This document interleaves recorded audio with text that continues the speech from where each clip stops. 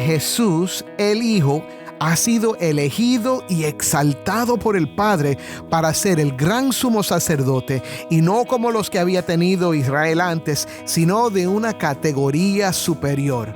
Cristo es vastamente superior en su elección.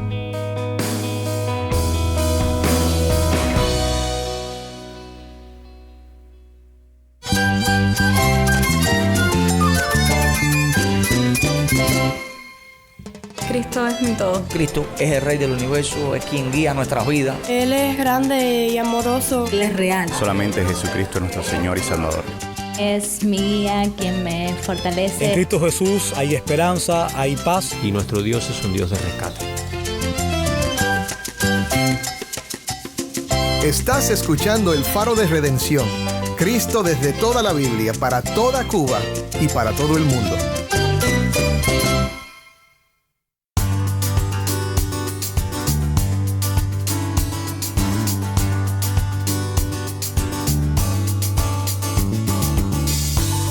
Hola, soy el pastor Dani Rojas, el director y locutor del Faro de Redención. Gracias por acompañarme hoy. Estamos en la segunda semana de una nueva serie titulada Suprema Majestad, Cristo Desvelado, sobre la Epístola a los Hebreos. Vamos a pasar 4 semanas estudiando esta carta que para muchos tal vez sea difícil de entender. No quiero que te asustes, vamos a tomar nuestro tiempo para explicar las partes difíciles, porque esta epístola es una joya que nos da una revelación poderosísima de quién es Jesús. Ayer hablamos de que nuestro gran sumo sacerdote, Jesús, nos da acceso a Dios. Hoy vamos a ver lo que es un sumo sacerdote y por qué Jesús es superior a Aarón y a todos los sumos sacerdotes antes de él. Como Cristo en todo es superior, podemos poner toda nuestra esperanza en él, toda nuestra fe. Así que si tienes una Biblia, busca Hebreos capítulo 5, versículo 1 y quédate conmigo para ver a Cristo en su palabra.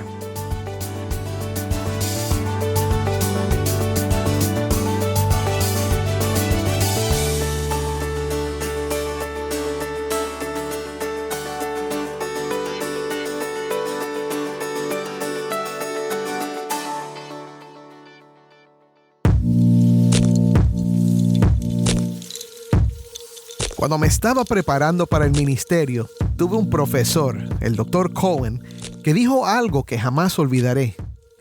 No recuerdo cuál era la clase que estaba tomando con él, porque fueron muchas, pero comentó que los hombres jóvenes que se estaban preparando para el ministerio pastoral, con frecuencia le hacían esta pregunta: en su experiencia, profesor, ¿cómo puedo llegar a ser un buen pastor? Y yo quería saber la respuesta, así que presté atención. Cohen dice: siempre les digo lo mismo, hay que sufrir. Si quieres ser un buen pastor, tienes que sufrir un poco en la vida. Los que no conocen el sufrimiento tienden a no simpatizar con los que están sufriendo y pasando por pruebas. Esto afectará tanto tu predicación como tu ministerio personal con los miembros de tu iglesia. Increíble pero cierto, mi hermano. El sufrimiento nos prepara para servir mejor a las personas. Es más, el sufrimiento prepara a todos los creyentes para ayudarse los unos a los otros. Mire lo que dice el apóstol Pablo: bendito sea el Dios y Padre de nuestro Señor Jesucristo, Padre de misericordias y Dios de toda consolación, el cual nos consuela en todas nuestras tribulaciones, para que también nosotros podamos consolar a los que están en cualquier aflicción, dándoles el consuelo con que nosotros mismos somos consolados por Dios. Estoy muy cierto que el Dr. Cohen había aprendido esta lección por su experiencia, pero la Biblia la afirma también. Siempre sonrío cuando pienso en este profesor, porque las cosas que él había sufrido en la vida, cosas que él compartió con nosotros en sus enseñanzas, lo habían hecho un maestro muy compasivo y de mucha profundidad espiritual. E interesantemente, su apellido Cohen es hebreo. Significa sacerdote. Aunque esto es solo una coincidencia, significa que es posible que mi profesor es descendiente de los sumos sacerdotes de Israel y del primer sumo sacerdote bajo la ley, Aarón, el hermano de Moisés. Ayer hablamos de que Jesús es nuestro gran sumo sacerdote que nos provee acceso a Dios. La obra sacerdotal de Cristo, que incluye su vida, muerte y resurrección, es la base de nuestra salvación. En el capítulo 5 de Hebreos, el autor sigue con este tema. Hoy vamos a ver cuáles eran las cualidades del sumo sacerdote y por qué Jesús, que lleva el título de gran sumo sacerdote, es más que sumamente calificado para ocupar este oficio. Primero, escuchemos la lectura de hoy en la voz de Taimí, que nos acompaña desde Bauta, Cuba. Esto es Hebreos 5, del 1 al 10. Porque todo sumo sacerdote tomado entre los hombres es constituido a favor de los hombres en las cosas que a Dios se refieren, para presentar ofrendas y sacrificios por los pecados. Puede obrar con benignidad para con los ignorantes y extraviados, puesto que él mismo está sujeto a flaquezas.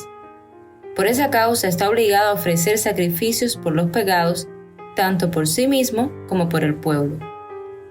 Nadie toma este honor para sí mismo, sino que lo recibe cuando es llamado por Dios, así como lo fue Aarón. De la misma manera, Cristo no se glorificó a él mismo para hacerse sumo sacerdote, sino que lo glorificó el que le dijo: Hijo mío eres tú, yo te he engendrado hoy. Como también dice en otro pasaje: Tú eres sacerdote para siempre, según el orden de Melquisedec.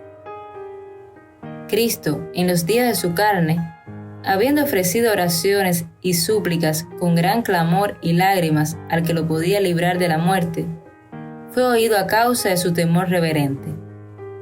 Aunque era hijo, aprendió obediencia por lo que padeció, y habiendo sido hecho perfecto, vino a ser fuente de eterna salvación para todos los que le obedecen, siendo constituido por Dios como sumo sacerdote según el orden de Melquisedec. Gracias, Taimí. Esto fue Hebreos 5, del 1 al 10.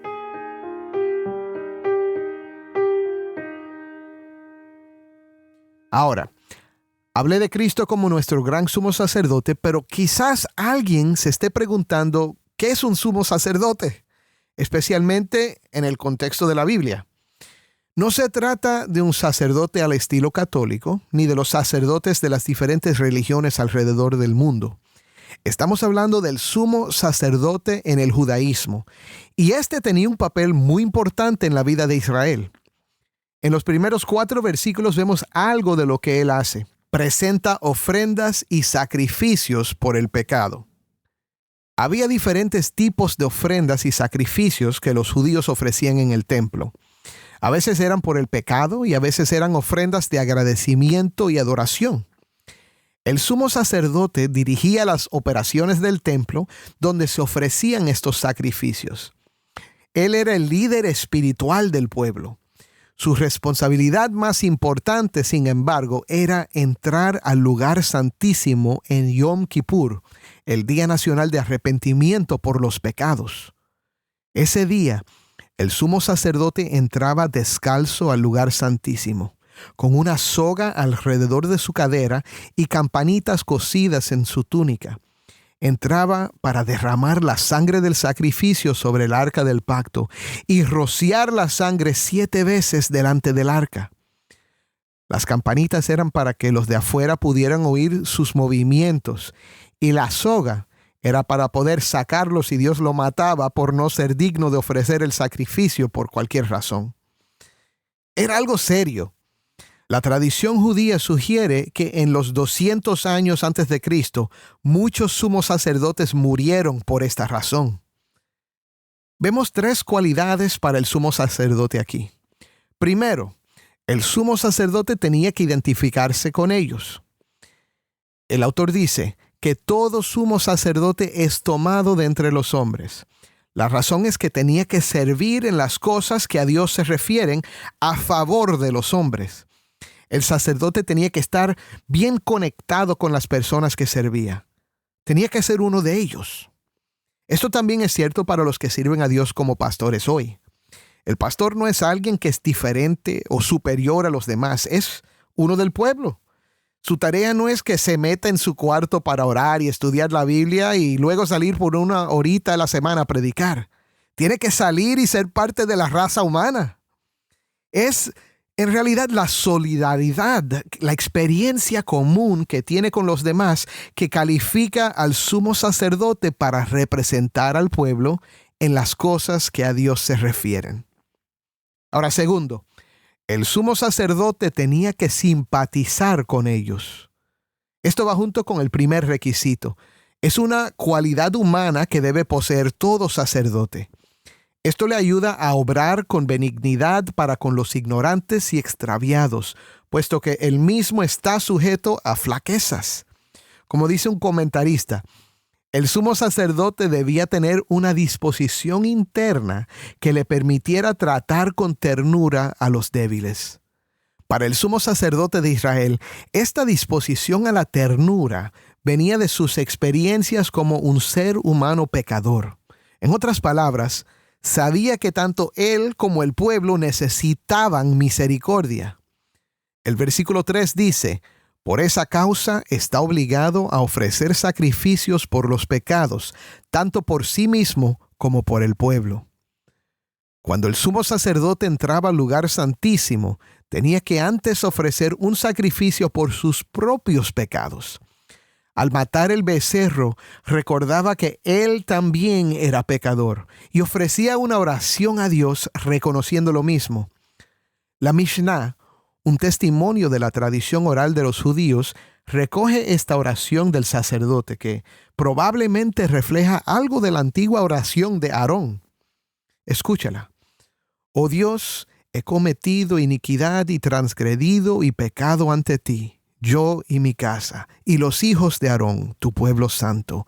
Oh Dios, perdona, te ruego, las iniquidades y transgresiones y pecados que he cometido y transgredido y pecado ante ti, yo y mi casa. Así que el sumo sacerdote tenía que identificarse con ellos y simpatizar con ellos. La tercera cualidad es que los sumos sacerdotes tenían que ser elegidos. El versículo 4 dice: nadie toma este honor para sí mismo, sino que lo recibe cuando es llamado por Dios, así como lo fue Aarón. Aarón fue el hermano de Moisés. Aunque hemos mencionado que Moisés tuvo una función sacerdotal más impresionante que la de su hermano, Aarón fue elegido por Dios para ocupar este puesto y no Moisés. Ningún verdadero sacerdote se elige a sí mismo, sino que es elegido por Dios para este cargo. Así que tenemos aquí las tres cualidades para el sumo sacerdote, que tenía que presentar ofrendas y sacrificios por el pecado. 1, tenía que ser uno de ellos. 2, debía tener un carácter tierno que simpatizaba con ellos. Y 3, tenía que ser elegido por Dios. Ahora, quiero que recuerdes por qué el autor de Hebreos quiere que sepamos esto. Recuerda que él les escribe a judíos cristianos que están sufriendo persecución.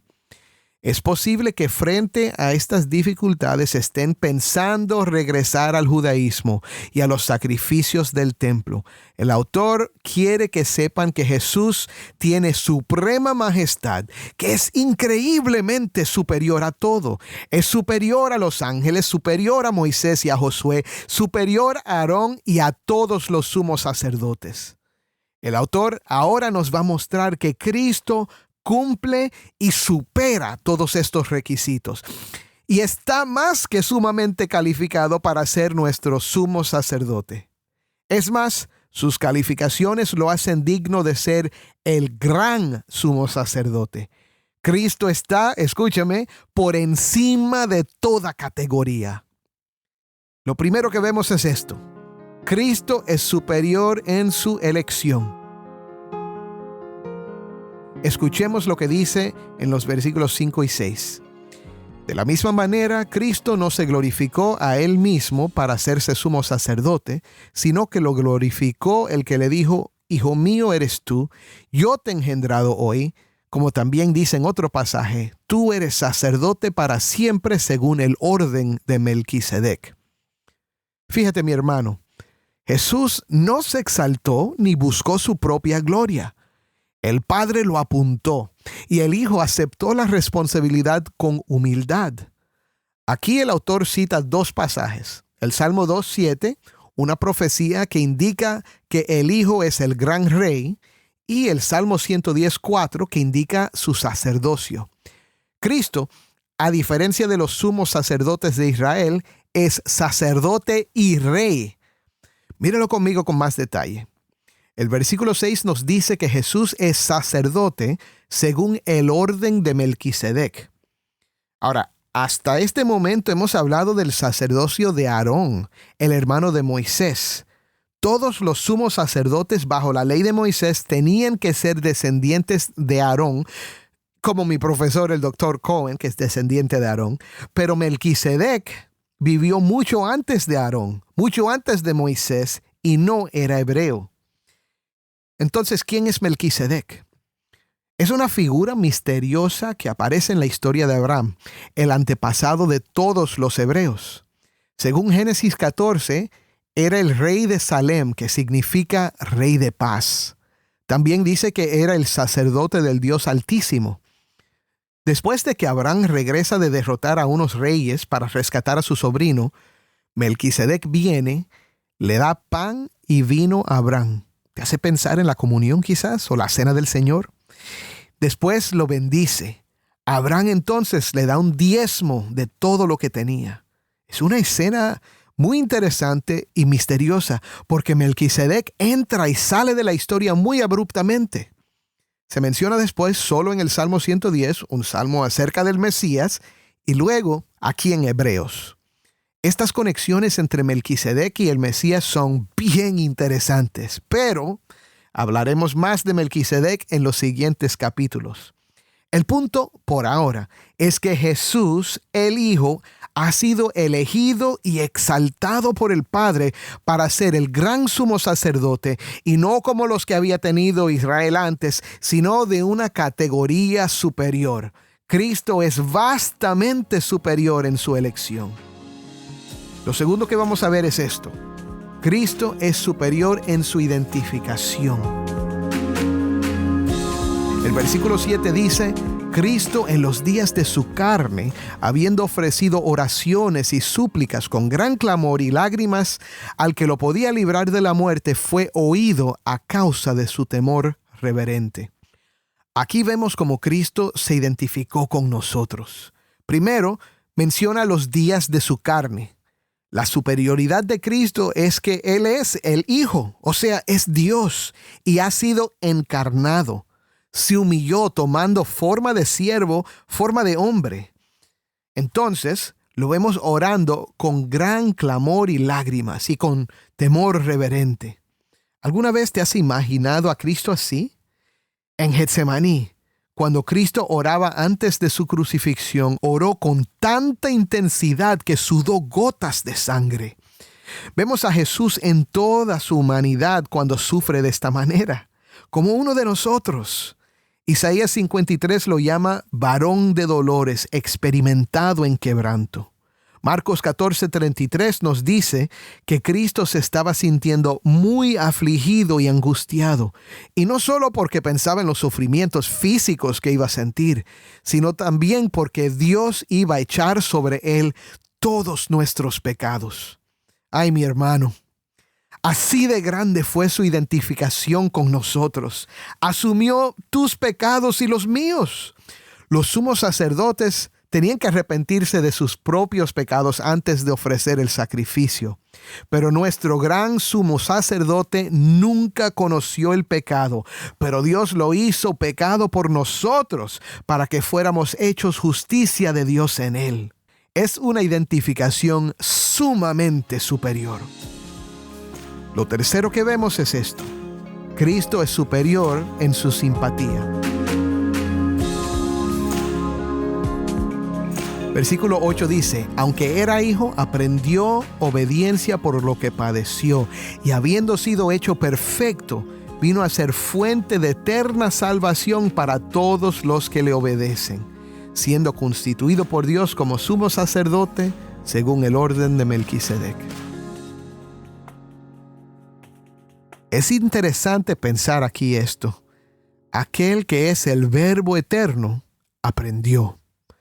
Dios no aprende nada, porque es omnisciente, ya lo sabe todo. Sin embargo, el autor usa estas palabras muy humanas para mostrarnos algo de Jesús. Que Jesús, como hombre, a través de su obediencia, completó la experiencia del ser humano. Su obediencia era una respuesta a la confianza que tenía en el acuerdo eterno de redención que existía en la Trinidad. Y escucha, nosotros experimentamos tentaciones. Cristo también. Nosotros no deseamos sufrir y evitamos lo más posible el dolor y, si fuera posible, la muerte. Cristo también. Por esto se identifica con nosotros y se compadece y simpatiza. Cristo nos entiende. Por esto estaba perfectamente preparado para ser fuente de eterna salvación para todos los que le obedecen, o sea, para los que ponen toda su fe en Él. Si todavía no lo reconoces, mi hermano, no hay nadie que se compare a Jesús, nuestro gran sumo sacerdote. Créelo. Amén.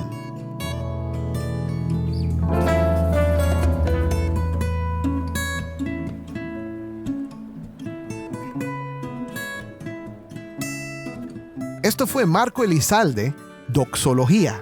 Soy el pastor Dani Rojas y esto es el Faro de Redención.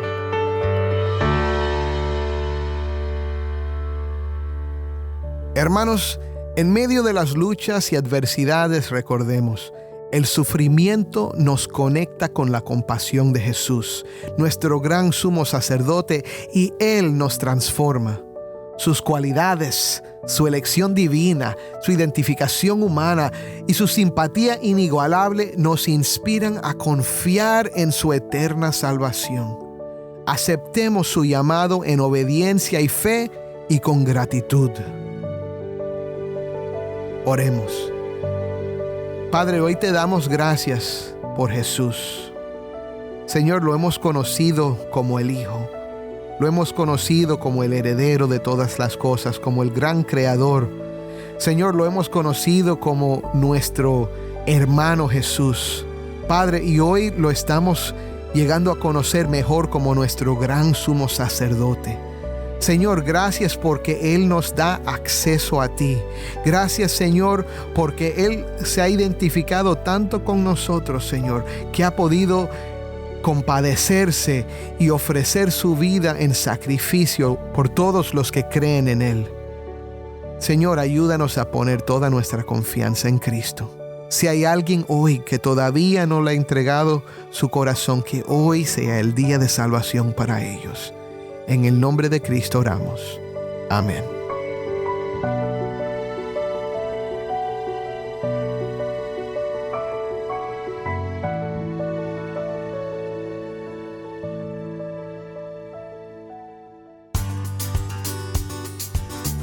Antes de despedirnos, quiero compartir una oportunidad especial contigo. El Faro de Redención provee más que palabras. Brilla la luz de esperanza para el pueblo cubano con el poder del Evangelio. Al apoyarnos, estás desempeñando un papel crucial en llevar el mensaje de salvación a quienes necesitan el Evangelio. Tu colaboración nos permite llegar a más oídos, tocando vidas y teniendo un impacto duradero en una nación necesitada. Juntos podemos tejer una historia de transformación, compartiendo la luz de la fe con aquellos que más la buscan. Visita nuestro sitio web, elfaroderedención.org, y conviértete en un socio de este viaje.